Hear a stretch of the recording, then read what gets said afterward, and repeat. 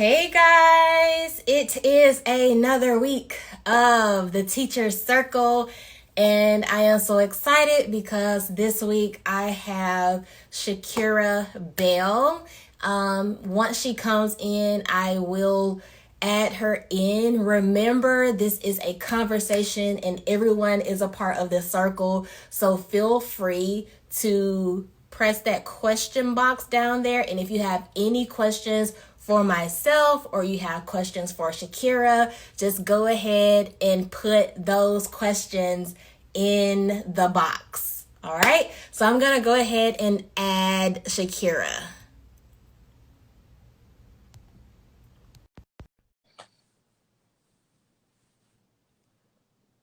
Thank you, Tay. Hello.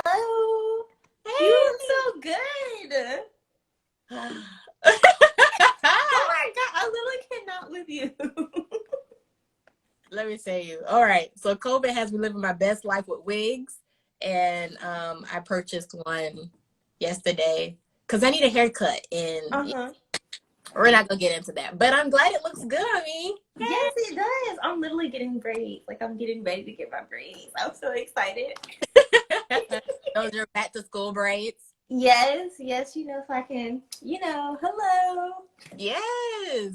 So when you meet, your parents and your students, whether that is in person or virtual, you are looking friendly. Yeah, we actually found out yesterday how we are going back to school.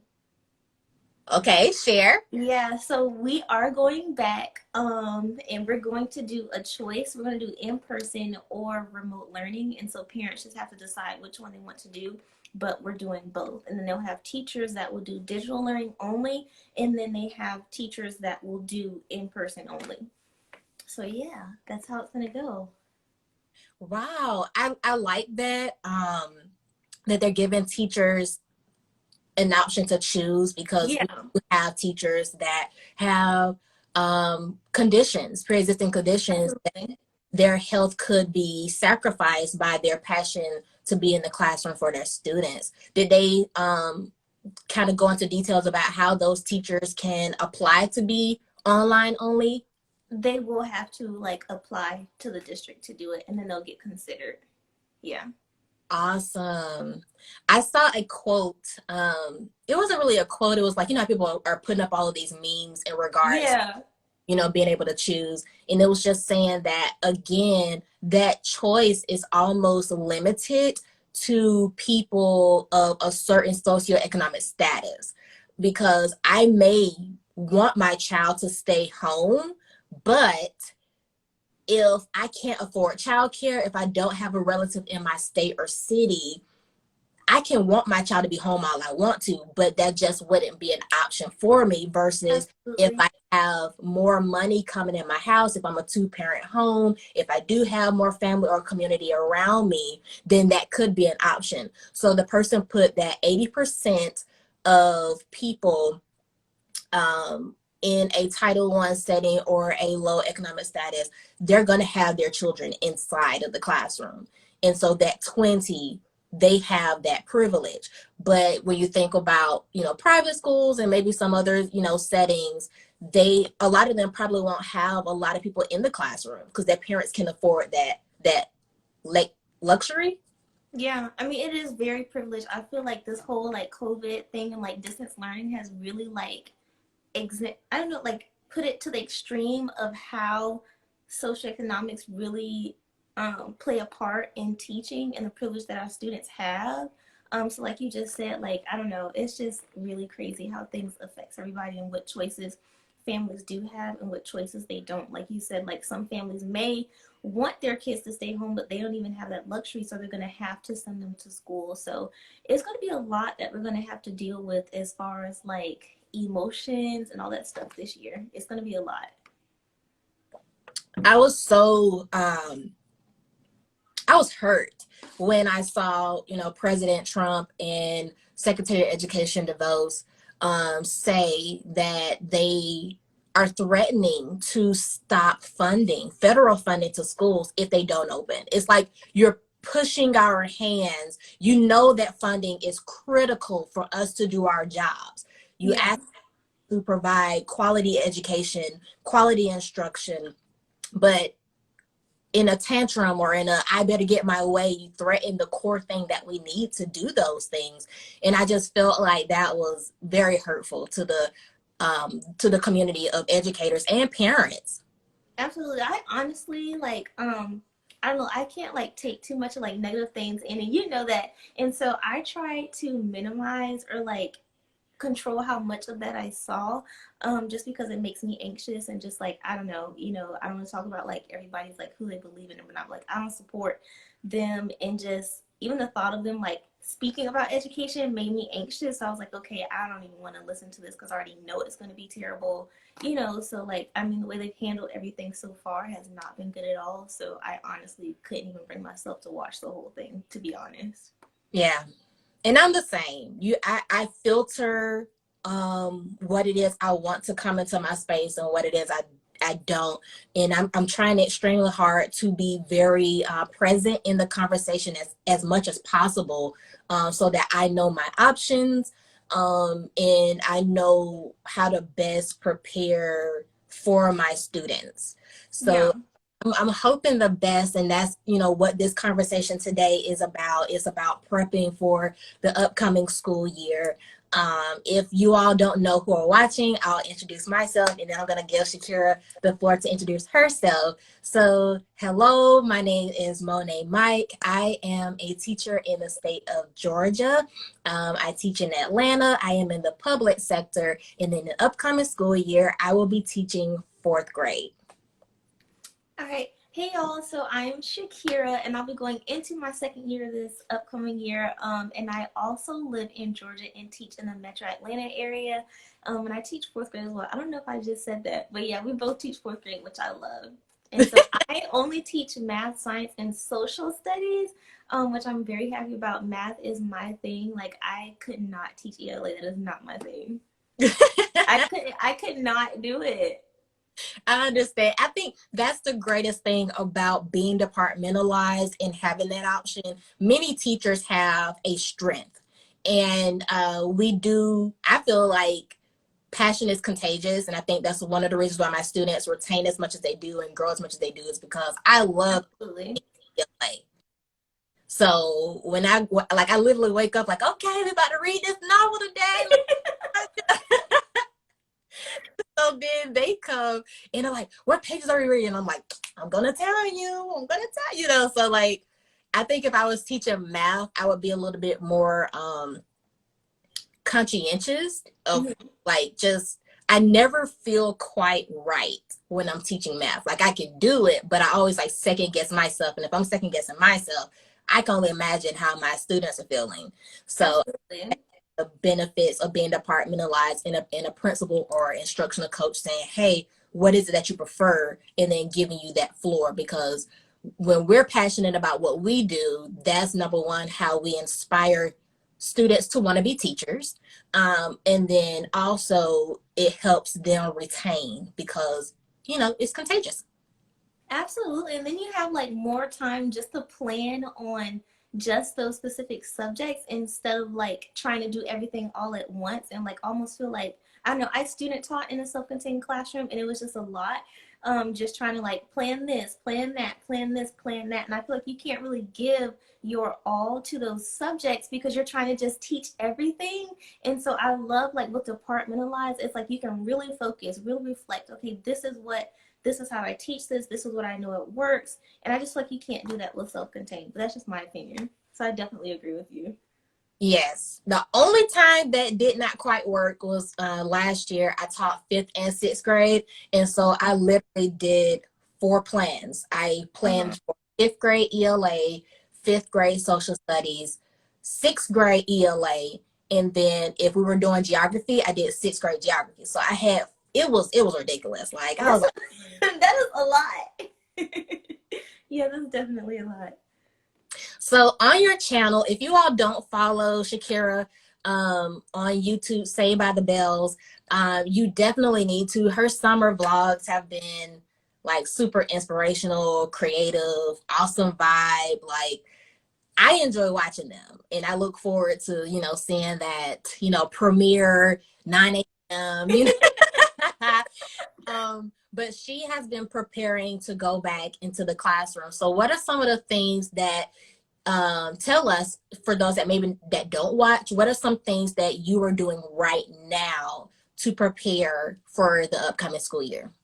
So before I found out literally yesterday that we were going back, I of course like got a couple of things that I wanted for my classroom this year, but that was not my focus. And I know that's like the focus of the summer, like let me go buy all this stuff for my classroom, but that really was not my focus this year. My focus was okay, how can I one improve what how I'm teaching since last year, and so I've done like a lot of reflection and thinking about okay, what works and what do I want to change this year. So that's really been my focus this summer, creating content. Like my biggest project, I'm still not done. I think I will be done today. But I have been remaking my math PowerPoints for the entire year. So I've been doing a lot of that. I've been thinking about like how I want to change my routines, just a lot of reflection and a lot of content based stuff. But on top of that, because this year was crazy and we ended school with digital learning, and we may start in person, but who's to say that we won't go back to digital? So I've also been thinking about, okay, while I'm creating these things, can I still use them if we go into digital learning? So everything I'm making, it's digital. We can use it in the classroom, but say, we go to work and they say, okay, tomorrow we're not going to be at school. You got to go back to digital learning. I'm not going to be panicking like I was when we first got out, because I'm making sure that everything is digital. Like even to my centers this year, they'll still be hands on, but it's going to be things that they can access online. So that's how I've been thinking this year, more so of content and how like it can be adaptable versus really focusing on like what I'm actually putting into like my classroom decor and stuff. Gotcha. Yeah. And I think that's really, really smart. I'm taking the same approach as well.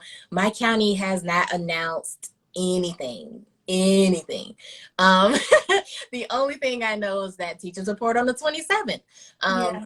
I don't know whether that be traditionally or online. And so the thing that I've been focusing on as well has been just really digging into my standards. Given that I teach history, I'm doing a lot of reflecting and digging to make sure that my content is well rounded, being inclusive, not Absolutely. in the perspectives and narratives that I'm feeding my students just because it's in a textbook. So that's been my biggest project, is just really connecting events and influential people that the textbooks might have left out. But like you are saying, making sure that as I'm making my lessons, I am using Google slides and Google Docs, because the one thing I know, the principal that hired me said, we're going to be doing everything in Google Classroom.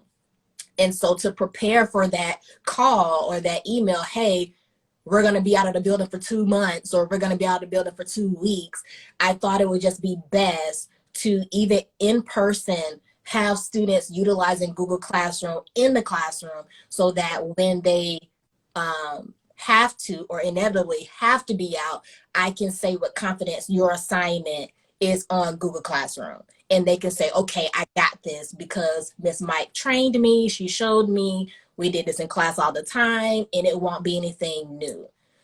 Absolutely. And that's so important to think about, because I think like I don't know, I feel like as teachers we're in this area where it's like we want things so bad to be like how they were. But they just can't. Like we have to think about, like you said, like, okay, let me go ahead and have my students working with Google Classroom. So if we do go to remote learning, I'm not spending a lot of that time telling them or having them, okay, well, how do I do this? How do I do that? And it also helps parents too.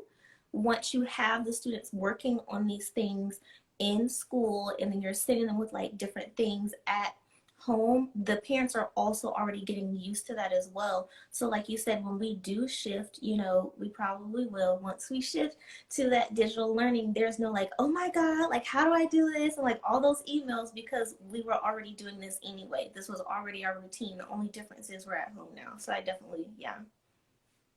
So, what are some things that are crucial for you at the beginning of the school year? Like, For example, are you a teacher that gives a syllabus or that gives a meet the teacher? Like, what are some crucial things that you use at the beginning of the school year? So I definitely do a meet the teacher folder, and then I just have something in there just to introduce myself, just so parents know who I am, like all my contact information on there, and just like fun things about me. The classic meet the teacher sheet. I do that. I also pass out this, what it's called. It's like a little paragraph thing. It's like in less than, I think, 100 words or 1,000 words or something like that. Tell me about your child. And so it's just a parent getting to tell you about their child and things that they want you to know. And so you can sit down and like really understand who that child is before you kind of like meet them from the parent's perspective. So I love looking at those. And I think that's a really good way to like start building relationships. I also do the contact information and stuff like that. And I also do tell them the topics that we will talk about in fourth grade and kind of give them an outline just so they know what to expect when it comes. I like to be super organized. So even with my newsletters, I like to follow that thing. And I just like to give them all that stuff so they don't feel overwhelmed and they know what's coming in fourth grade, if that makes sense. But that's pretty much all I do at open house and what I give out. And those are things that I think, again, like for me, I like to be proactive. I hate being reactive because I feel like Absolutely. reactive, you're kind of cheating your best self or your best result. So I'm very, very proactive. And I think when you start strong with open communication and giving parents that information in the front, then on the back end, you don't have parent complaints and they can never say she never talks to us or she didn't tell us. Now I'm going to be honest. I am stern but fair, but I'm very clear from the get. And so something that I do is I do give parents a syllabus, and in that syllabus, it looks very friendly. Don't think like a college syllabus. Yeah. It's Yeah. very friendly, but it's very straightforward. And I always have like my contact information on there. I have my expectations of the parent, my expectation of the student, and then I tell them what they can expect from me. And I think it's just important to identify everybody's role because I can't do it alone. And the student can't do it alone. And we already see from COVID, the parent can't do it alone. So on my syllabus, by like saying what you can expect from Miss Mike, what Miss Mike is expecting of you, here it is. We're already putting our best foot forward, and that helps with like driving the vehicle to May. Like that's our destination. Just Absolutely. August to May. And I saw someone put something in the comments said, in my classroom, we were using a digital resource since last year. So I agree the shift was pretty easy for my coworkers and I. Guys, if you have any questions for myself or for Shakira, make sure you put them in a comment section below. There's a question mark. You literally click it, put it in, and we would love to just open up the circle to everyone watching. So let's talk really quickly about some of the DIYs that you are crafting. Yes. Okay. So let me think. I feel like I've done so many at this point. I have way too much time. Okay, so I did make a welcome sign for my door, which I'm so excited about. And so it was super easy to make. It's like one of those round ones. I posted it, so I made that. What else did I make this summer? Oh my gosh. Okay, well honestly though, I literally make everything in my classroom though, and I do that to like save money. Like when I was going into my first year last year, like, you literally have to like build your classroom from scratch. And so, it's nice to support other teachers and all that stuff, but I came in with like no money, obviously, just graduating college. And so that's really where it started, to where I just kind of like literally do everything by myself in my classroom. Like I like to create literally everything. Like I feel like anybody can, it can be done. And it's best for your students. And I feel a lot of the time, I don't know if I'm like going off on a tangent, but I feel like a lot of the times, when we go and try to get things from other people, it's things that works for their students. And I feel like you have to like then go and adjust it and like tweak it before you can use it with your students. So it's like, okay, well, let me just go ahead and create it for my students anyways, if that makes sense. So yeah. It does. And so I think you have a great perspective that I might have lost vision of. So in the discussion of like first year preparation versus second year preparation, I think a lot of times first year teachers feel like they have to buy everything Yeah. immediately. And I think it was words to the wise what you just said, knowing your students. I think that's why I don't really front load a lot of things in the beginning. I kind of buy Yeah. as I know the direction of my instruction, know the personalities and interests of my students. And then also I don't be broke. Like that hurts your morale. There's nothing like knowing in the back of your head you don't have any money. Yeah. Yeah. And I feel like going into your first year, it's hard though, because like everywhere on social media, it's like buy this, buy that, buy this, buy that, go to Target and get all these things. And I feel like you can get so caught up into that because you get so excited, but then you have to sit down and think, okay, wait, why am I here? To teach the kids, not buy all this stuff. And there's all these things that I'm buying for them. Is it working for my students? Is it going to be the best thing for my students? So that's what I try to think about. So that's why I was very hesitant in making sure I didn't buy a lot of things this summer, and I just focused on my content really. And then if I wanted to add some kind of decoration to my classroom, I sought to make it myself. So yes, I can save money there. And if I am spending money on something, it is for my students, and it's something I really feel like I need to invest in. But before I go and do that, I'm going to make it myself. So yeah, I don't know if any first year teachers are watching this, please know your standards, and just know your standards. Like as you're like buying all this stuff, that's awesome, but you are here to teach your kids. Make sure you are really understanding the topic that you have to teach to them. So yeah. Yes, and I'm laughing at some of the comments I see. So Tay says, so easy to get caught up. My bank account always stops me in Oh my my God, Tay, you are hilarious. It stops a lot of us in our tracks. And Yes. then I spent so much money the first few years of teaching. I look back and it was ridiculous. And what I will say, my first classroom, it was organized. It was not like matchy. I really didn't have a theme, but it was clean and it was organized, and I taught my butt off. And then the next year I was like, now what do I want to do? Yeah. And I started purchasing little things. And I think that's the best way because because again, yeah, on the money side, I also started a savings account. So I have a teacher saving account. It's kind of like empty because I had to use it during COVID. Yeah. I originally had a teacher savings account, and I would put $20 each month inside of it, and that's what I would use for the summer spending. So it never came out of my rent, out of my oil change. Like we have necessities, like daily necessities, and I don't think that we should really weigh those things against pretty curtains, flexible seating, and all of those things are great. But again, like do things in a process. Like even this upcoming year, all of my stuff is in my parents' basement. I'm literally going to shop out of my basement. Yeah. See what I can put into the classroom. But honestly, number one, with going back into the classroom and safety being my number one priority, I'm so sorry. The man is he's back here working. Can y'all hear that? No, I can't see anything. Okay, awesome. Okay, I'm sorry. It's real loud to me. Um, with safety being my number one priority, I'm not really putting flexible seating inside of my new classroom. Absolutely agree. Because 6 feet apart is what it would be inside of my classroom. And I don't know how I'm going to make it work. I don't know how many students will be inside of this square. But in my mind, my walls are going to tell the story. So I'm going to have encouraging walls, and each wall is going to be focused on a subject. So I'm going to have my ELA and writing my largest wall, and then on my second largest wall I'm going to have all of my social studies, and then on the third wall, that's where you're going to see a lot of the morale.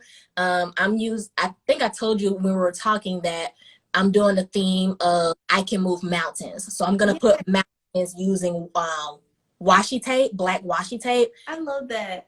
Real cheap, but I think it's going to say a lot. So I'm going to create those mountains, and then again, I can move mountains, and that's going to be like the morale that I want to put inside of my students, and then social studies is going to tell the history, and our saying is going to be making history. Like, this is my year to make history. So all of my So energy cute. is going to my walls. But in regards to how the desks are set up, I'm going to try to have as limited, if we're not using it, I don't want it in there, because that's just another uh, surface that has to be disinfected. Absolutely. I don't know, and I feel like we get so caught up in like our decorations. Like, don't get me wrong, you know I love like my fonts and like my cute stuff in my classroom, but I like for it to stay simple because so much learning happens in the classroom. Like once all those anchor charts get up and like everything gets going, you don't want to like have to layer that on top of this busy classroom that's all decked out with all that stuff because it gets overwhelming for the students. And I also don't like clutter either. So it's like if it's not something that is necessarily needed to be in my classroom and it's not necessary for my students, it doesn't need to be in there. So Yeah. yeah. Yeah. And so I had a friend laughing. I don't think it was Tay. But I had I know who it was. It was Teacher Man 91. I was talking to him. And I was saying how it's going to be a struggle for me in the upcoming school year to assist students, because I really am going to be keeping my distance, Mm-hmm. just because I have two younger children and I have parents that I interact with almost every day. And so we were talking about the challenge of meeting the needs of the students physically within the classroom while also social distancing. Have you thought about that? Honestly, I don't even know where to wrap my brain around that piece. I do know that ways that I have already thought about is my math centers. They're not like I usually have like a hands-on where they work in groups. I'm not doing that this year, but they all will have their own math kit with manipulatives and stuff like that. So it's still hands-on for each student, but they're not sharing stuff. And so all of their centers they'll have to access from online. And so then that like takes away like having to pass papers and stuff like that. As far as like small group, I don't even know like how that's gonna work, and maybe it'll have to be smaller small groups. I don't know, but honestly, with those things, I'm just gonna wait to see what my admin says because they may already have things that they want us to do. So I don't want to like stress myself out about that when they haven't even told us what they want us to do yet. But as far as like my centers, I do know that those are gonna be all online, and my kids won't be sharing manipulatives. They'll all have their own little kit. So, fly paper crafts, I'm so glad you asked this question because I was literally about to share some suggestions for small group instruction. So, I was thinking this is just what I'll be implementing for small groups. I think collaboration is really important, and that students Absolutely. assist each other better sometimes than we can. And so I'm going to be using Padlet as a digital resource where they can collab from their computers or tablets within the classroom, and they're all working on one task and they can see each other's feedback. And I mean, of course, they could probably talk to each other in Yeah. the classroom as well, but they won't be so like gathered Yeah. together. So using websites like Padlet where you can put something up and you give them a code and they all can work on that one thing Yes. together is one thing. Then also, I know it may sound a little weird, but with Google Classroom, you can do Google Meets. And so you can assign a time and invite those four or invite those six and do a text together virtually. That was another idea that I had, so that again, I'm collaborating with them. Is four of them, and we're all centered around one task, and we can also see each other's faces and Yeah. hear each other ideas. And so it eliminates that close proximity, which we know does help, but given the situation, we can't do. So using things like Google Meet or Google Hangout for that small group instruction is great.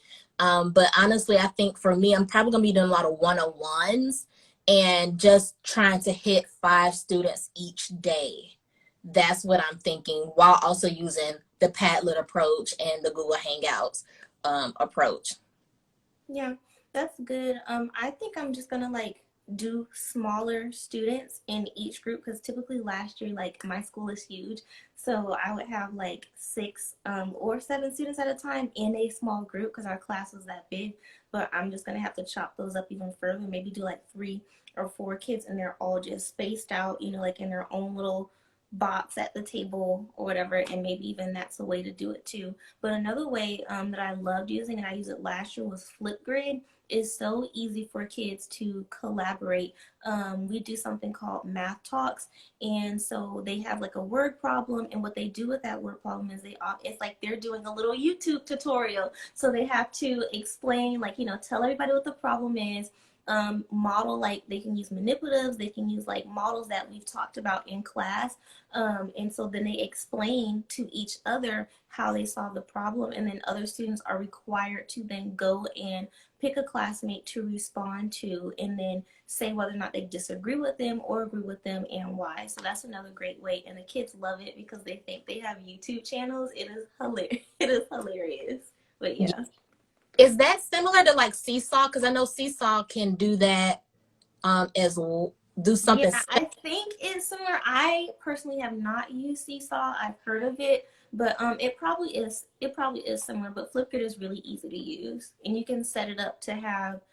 You can set up different groups in it if you only want kids like be talking within certain groups. There's so much you can do with it. Right. And it just hit me 2 more suggestions. With Kahoot, they can collab and challenge each other, and be fully engaged. Mm-hmm. Kahoot, so you can give a small group a code and let those 5 get on there and insert your quiz, insert your activity, and that's awesome, engaging small group work as well. And then the last thing I was gonna say is, on Google, you can, when you assign a assignment, you can put it where they can work together on the document. And so I know, like, one of the things I just put in my store is the peer reviser. Mm-hmm. And so what I'm going to do with that is I'm going to make their writings visible to their partners, and then they're going to collaborate on that sheet to give editing suggestions and revising suggestions. And I can see it in real time, and they can see each other working on it in real time as well. So that's just another simple way to let them collaborate with one another. You can put the activity inside the Google Classroom, and then when you assign it, just put collaborate, and you can assign it to select 5, or you can assign it to the whole class, and they can be interacting on that together. That's so awesome. I wish we could use Google Classroom, but we're Microsoft County, so we don't have access. We don't have access to Google Classroom. Are But y'all? yeah, we do. We use Teams, and yeah, we use Teams, and then. Uh-oh, you went out. Did you hear me? No, Can you see me? I can see you, but I couldn't hear like the last Okay. part. Yeah.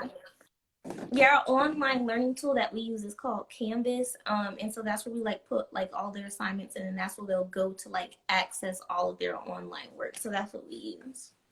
Okay. Yeah. Well, learn something new. I actually saw I forgot his YouTube name. If you know who I'm talking about, feel free to put his name down in the comment section. He has like platinum hair. It's always shaved on the sides. He does high school biology and chemistry. They're using Canvas as well. He has some YouTube tutorials on how to personalize it, like how to change your button. Yeah, you can do that. Yeah, you can do that. You can put buttons, and a lot of stuff there. I really do like it. You can put like, yeah, you can have like cute little fonts and headers and buttons for each of the groups to click on. So there's a lot that you can do with Canvas too. Right. And see, that's what I think teachers should be. This is just a recommendation.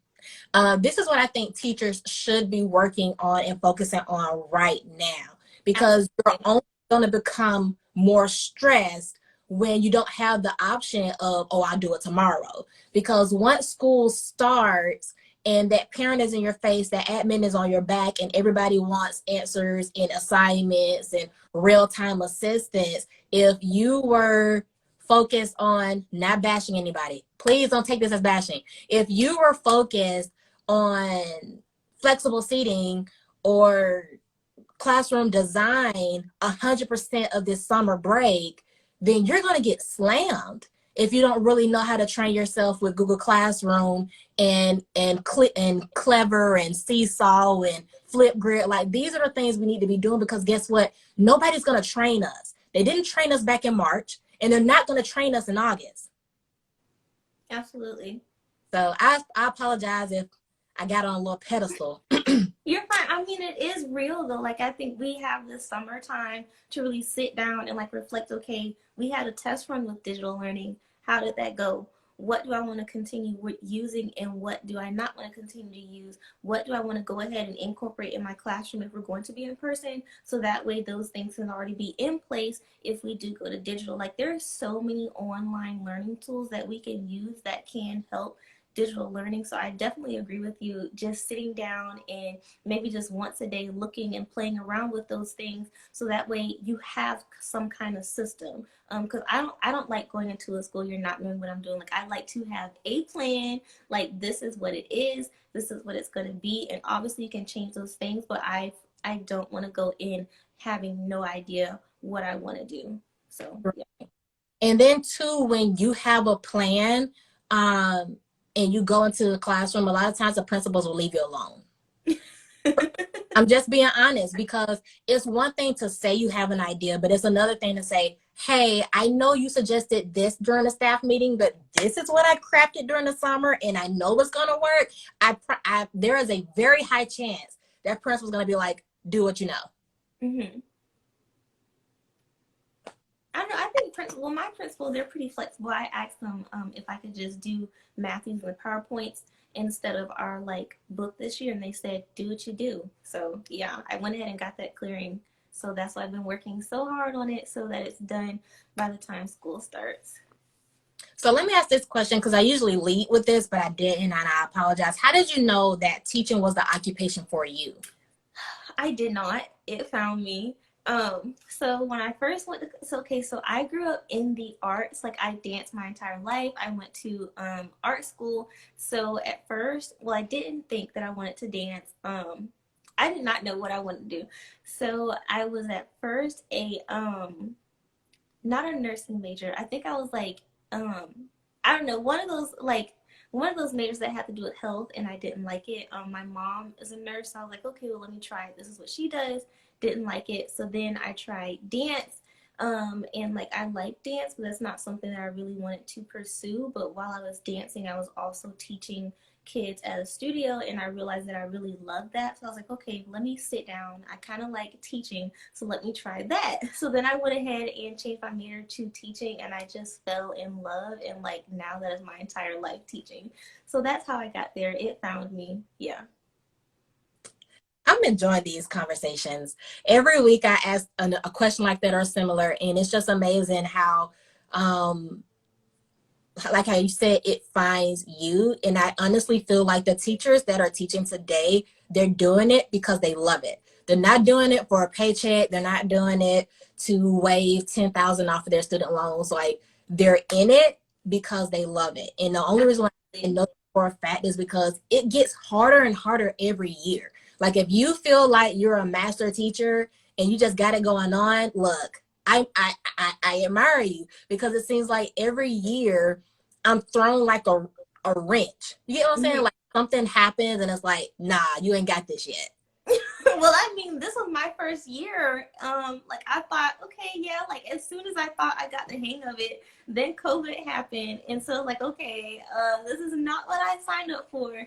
So, yeah, you definitely have to love it, because all these curveballs, like, obviously nobody expected COVID, but you really have to dig deep and say, like, okay, why am I doing this?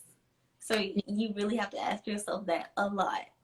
And hold on to that why, because I promise you're going to be in your classroom all day irritated, and you're going to be like, Lord, why do I do this? Yeah. Why do I like that? Let me ask this question. Given all of the things that have happened over the summer with Black Lives Matter, how has that influenced some of the things that you are crafting or that you're keeping in mind with preparing for this upcoming school year? So it has changed a lot. as far as like how I'm going to do my SEL this year and like what I share with my students. But I personally I teach ESOL students, and that is like my primary focus. So obviously I'm still going to be talking to them about Black Lives Matter because that is so important. And our students see this stuff on social media. We can't keep thinking that, they're not seeing it, they don't know about it. They do. And so I want to be there and give them that space to process those feelings. So to tie into like our classroom norms and like routines and rules, whatever you want to call it, it's going to be a lot about respecting others and their differences, and just letting people be them, acknowledging who they are. Like, I'm not doing that whole thing where it's like, oh, color blindness and this and that. Absolutely not. It's, we're going to celebrate differences in our classroom. We're going to respect others for their opinions, and those are going to be things that I embed into our classroom. And so, obviously we'll talk about topics if they come, just to make that authentic. But I think it's so important to really sit down and think about, how am I going to set up my classroom in a way where tough conversations can happen, if that makes sense. So I think a lot of teachers think that they have to go in and just be like, Black Lives Matter, this, and that. And it's like, well, we can't do that. Like, first you have to celebrate your students that you have in your classroom for who they are, before you can then go and talk about all these things. So that's going to be a big thing that I'm going to try and do this year, if that made any sense at all. It makes a lot of sense. And I love how you said celebrate who your students are. Start with the community within. And I think that is so powerful. I taught ESOL before as well. I loved it with all of my. Yes. And just for people that may not understand the lingo, because I'm not sure how things work state to state, social emotional learning is referred to as SEL.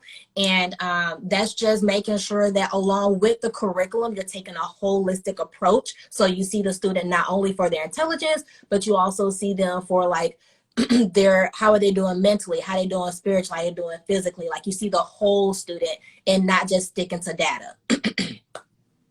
Absolutely. So yeah, I'm excited, honestly, and I want to for like, I guess, our back to school activity, I want to do something like with celebrating their identities and like really digging into where I come from and who I am, like what makes me me. And I want to see if they can like bring in items that represent them, and then just talking about like like, this is what makes me me. And that's what I want to start off the school year with, just really celebrating who they are, and just really like just seeing, and so they can also see what makes me me, like who am I. So I really want to focus on that. That's like what I want to do for the beginning of the school year, and I think that'll be a really great way to set that up. So once tough conversations have to be had, we've already built trust within our classroom and respect for everybody in our classroom. Right. And one of the things I practice class meetings. Back in my third year, we morning meetings. On say again? Morning meetings. Well, given it on departmentalized, they don't always take place in the morning. So I've gotten into the habit of just saying class meeting. Yeah. But it's just that one time where we stop for 10 to 15 minutes and we talk. Sometimes we have a topic, sometimes we have a question or activity. But we come together and we get on one accord. We see each other. We compliment one another. Just use that time to build each other up and really foster in that community. Because what I've seen is, by building community in your classroom management just falls into place. I don't have to tell you to absolutely, because you value this space. So one of the other things that I post and I press hard on is teaching values. You don't give a child limitations by saying, don't get up during this time, don't walk during this time, don't hit, don't all of these don'ts, putting those rules and walls up. If you teach them values, I value myself, I value others, I value our learning experience in our learning space, they do it. Yeah, absolutely. Value something, that means you don't tear it up. That means you speak highly of yourself. That means you listen when other people are speaking. Like, I don't have to tell you, no, don't yell over your peer, because I am teaching them character and values. And so it just all works together. Absolutely, it definitely does. Because I think people think that there has to be like some magical classroom management, and it's like there literally is not. Like you can have the simplest routines and everything still runs smoothly because you took that time and you continue to take that time to build relationships with your students. So I also do meetings with my students, but we do it in the morning. So every time they come in, they don't do like busy work or like bell work or anything like that because they're just coming into the classroom. Like I wouldn't want to wake up early in the morning, like start and do math or, whatever. So they come in and they just do like an activity that relates to what we'll talk about in our morning meeting. And so that is how I kind of like do that and build that relationship and talk about values and stuff like that. But it definitely goes a long way. It does. And it pays off. And students can tell when you're being authentic. Absolutely. They can tell when you're really pulling in their identity. You're really, incorporating their interests and seeing them for who they are.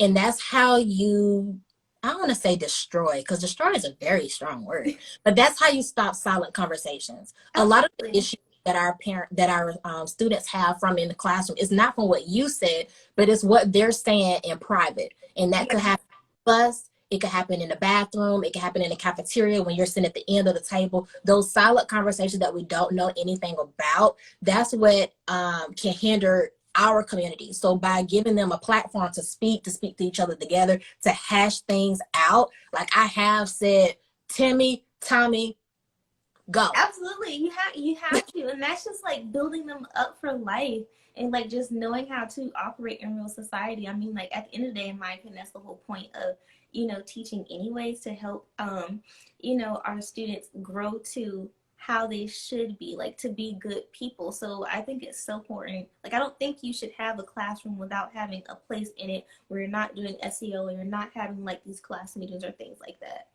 Right. We have to teach them how to disagree with one another. You don't have to Absolutely. fight with somebody because they don't believe what you believe. Teach them how to have that conversation of, well, you said so and so and I don't agree with that, or you said so and so and I don't like it, it hurt my. Teach them how to communicate and use their words, because when they leave, we know the power of communication. Yes.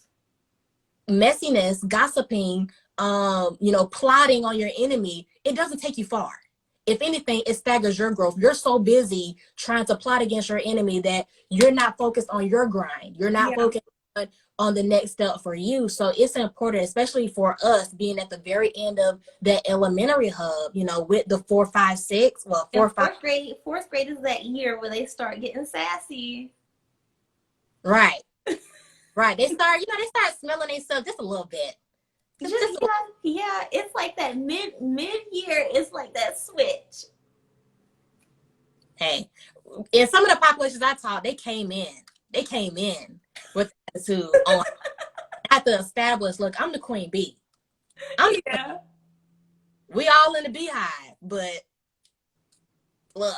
But I think it's just important, like we were saying, just to establish that from the beginning of the school year. First impressions are very important. I and I think that's why it helps me with building positive relationships. To put those expectations from the get-go, be who you are from the get-go. I know some teachers come in with the mind frame, I always have to smile, or I can't smile at all. Like I remember when I was student teaching, somebody told me, don't smile or they think you soft. I was like, man, I'm about I like to how we have both an put our hands aneurysm. like what? Right, I'm about to have an aneurysm. I can't smile for 2 hours. Like, it's be you, but Absolutely. mean what you say what you mean, and go from there. If you're a smiley, bubbly person, you can be that. And with a smile, tell them you got a 0. Oh, you tried That's your literally. best. I mean, that's my that's my personality. Like I can't like be like like that's just not me. Like my voice is mousy. Like I'm always smiling. So that just doesn't work for me. So you definitely don't have to be mean or like not smile. You just like you say, you have to be yourself and just be a human being. Like just at the end of the day, just be a human being and connect with your students outside of what you're teaching them. Right. And I think too, I some I always get a reputation inside the building for being that teacher. Not in a bad way, but I will say when teachers have children, students that they have difficulty with, go to Miss my name used to be Brown. Go to Miss Brown's room. And it's so amazing. They come. And the first time I'm like, are you in trouble? And they'll say yeah. And then they try to tell you why. I need to know why. Who sent you over there? And my students know I have a little corner. Go over there. And so then when it's time to leave, I say, look, I don't know what you did to come in here, but I know you're better than that choice you made. Don't. Absolutely. And sometimes I see them again. And those are the kids that stick with me. Like, those are the kids that hug me. And I'd be like, why are they giving this other person such a hard time? Like, what is happening in that other classroom? Because when they come in here, they don't talk to me no type of way. They work on the assignment that they bring with them. And it's all because of relationship. Even though I'm stern with that child, some type of way, my tone and my behavior says, I care about you. Absolutely. And I don't get it. And I think it's also about perspective too. Like I'm big on, today is a new day. And for some students, every hour is a new hour. Every minute is a new minute. But it's like you have to have that patience and you have to show them that you care and just not focus on the negative so much and focus on the positive and helping them grow to be and just having those high expectations and not just focusing on, you did this, because that's not going to get, anyone anywhere. Right. And challenge them to think, because what I noticed, a lot of our students are very like spontaneous and reactive. Like, this happened, so boom, this happened. And so what I try to get my students to do a lot is reflection, and I practice it with reflecting upon where are you right now. And honestly, when I have my first group, that's one of our first things we do. I say, look guys, I want you to realize, close your eyes, you're not in your house, you're not in the car. Okay, whatever happened in your house this morning, shake it off. Whatever happened on that bus ride, shake it off. This is your time. You're about to rock this class today. And just really, because there's power in that. A lot of times we take emotions with us and do the exact same thing. If they had a rough morning, maybe mama didn't make breakfast, maybe they listened to an argument that they weren't supposed to witness, maybe they got bullied or something and they come into the classroom all bundled up, they're not going to learn. Absolutely. If they're wrapped in all that negativity, they're not going to learn. And so that's what I do at the very beginning, is just tell them, let me remind you, you're in a safe space. You're with Miss Mike. I got your back. We're about to knock this lesson out. We're about to have some fun. And through building that trust, building that relationship, when there are instances of them being treated unfairly, they know they can come and talk to me. Absolutely. And I mean, like, these are things that you can, like, that you should focus on during the summer, like how you're going to, like, combat these things when you get into the classroom. Because I mean, there are simple things like I do a Microsoft form in the morning, and so that's just a check-in, like, how are you doing today? Did you eat breakfast? Did you have good sleep last night? Is there, like, what are you looking forward to today? What are you not looking forward to today? Like, is there anything else that you want to tell me? And so, like, just them coming in and being able to reflect on that, like, before you even get started with the day, even goes a long way too. Yeah. Something that I want to do this upcoming school year. Last week I had Sammy on, and he talked about how he takes a picture with his students, and on the back of that he uses it as a play card of sense, just to write down, this student likes Cardi B, this person likes football, blah blah blah blah blah blah. And I'm not going to take a picture with them, but I do want them to take a picture with a sign, and I want them to tell me, at this point in your life, what do you see yourself doing? Do you think you're going to be a teacher? Do you think you're going to be an entrepreneur? Are you going to come up with a t-shirt line? Are you going to be a singer or a rapper? And I want them to pose with that, and I want to hang it along my wall. And so as we're learning, I can say, stop guys, you see where you're trying to get to? Show me that work. You know what I'm saying? Like, yeah. Keep that aspiration in front of them. Some people don't know how to have tunnel vision. They don't know what the end game is. And so I thought that would be really cool. So that's kind of like my summer idea, like my big idea. Again, I'm apprehensive about going into the classroom, but if I'm going to be in the classroom, like, I'm going to make it the best safe experience that I possibly can. So we have about 4 minutes, guys. 4 minutes. And if you have a question that you would love for Shakira or myself to say in these 4 minutes, go ahead and either type it in the comment section below or put it in that box with the question, whatever, is your fancy. But I am definitely loving this circle. I want to thank everyone who has been watching and interacting with us.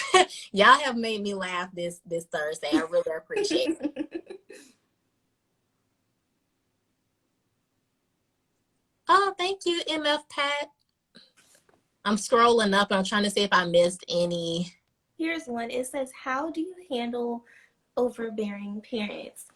So type out what you really want to say, or find like your teacher, bestie that you trust, and say how you really feel so you can get all of those feelings out. And then, sit down and figure out like what's the best way to respond to them.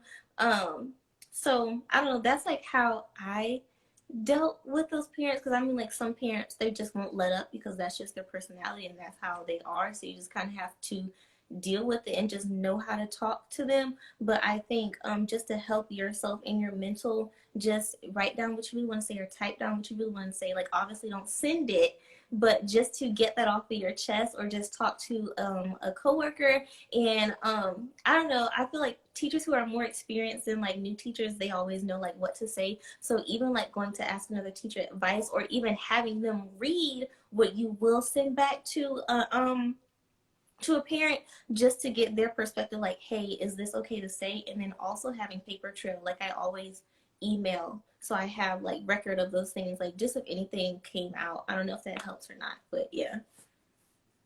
I have a gift for being politically correct. I can insult you in the best way and be so flattering. But let me also say that always try to get to the root. Why is that parent being overbearing? Was there an instance or experience that she had with the previous teacher, or is it really connected to you? Is it their only child? Like, ask that parent, what is your major concern and how can I help you?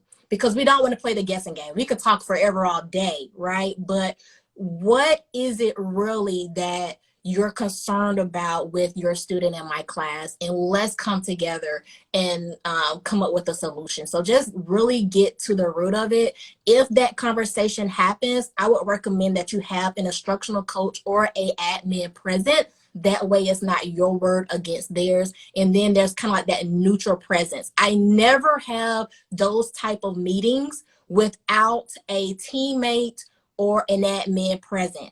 I promise, parents' postures change when there's a witness. I don't know what population you teach with, but that's my greatest advice to you. Oh man, they put the count. What's one area you want to grow in? Okay, Kira, you got 5 minutes? Oh, not really. Maybe Not like really. 1 minute. Well, yeah, the timer is on. So the next question was, and I'm going to put it down here at the bottom, and I'm going to let you quickly answer, what's one area you want to grow in this upcoming school year? My science and social studies content. Just because that's not like my strength in teaching. So I'm going to be doing a lot of trying to make that better than how it was last year. So that is my focus for making better this year, because I feel like I have math pretty much good to go, and like SEL and all that stuff, but science and social studies, not my thing. So that's what I hope to improve this year. All right. And so with the last 60 seconds, I'm going to say the area that I am trying to grow in is just rocking this digital teaching thing. Like, I don't care if it's Google Classroom, like Monet is about to just get it done. So that's my area of growth. I love my content. I'm always creative with relationships with my students, but I definitely don't want to be a victim. I want to be a conqueror. So thank you guys for tuning in today. I definitely enjoy having Shakira. Please go ahead and follow her on Instagram. Her handle is _Saved by the Bells. She has a rocking YouTube channel. If you have not watched it, you need to go on YouTube and subscribe right now. I will see you next Thursday with another male teacher from the Atlanta area. His name is Lukeson, and I can't wait to dig in. Hope everyone enjoyed and continue to be blessed. Bye.